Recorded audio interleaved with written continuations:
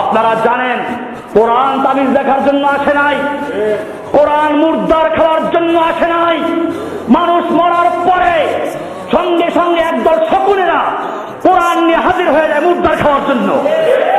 3 দিন করে শকুনের গোষ্ঠী আবার হাজির হয় গরু খাওয়ার জন্য, 40 দিন আবার হাজির হয় আরেক গরু খাওয়ার জন্য। এই সমস্ত শকুনের দলেরা কোরআনটাকে ইসলামের মূল স্রোত থেকে সরিয়ে দিয়ে যেই কোরআন নাজিল করা হয়েছিল, কোরআন দিয়ে বিশ্ব চলবে, কোরআন দিয়ে দেশ চলবে, এই কোরআন দিয়ে আল্লাহর নবী মদিনার রাষ্ট্র পরিচালনা করেছেন, আবু বকর দেশ পরিচালনা করেছেন, ওমর বিন খাত্তাব রাদিয়াল্লাহু তাআলা আনহু অর্ধজাহান শাসন করেছেন। এই কোরআন দিয়ে আজকে সেই কোরআনকে সব জায়গা থেকে বের করে দিয়ে তাবিজের মধ্যে ঢুকিয়ে দেওয়া হয়েছে।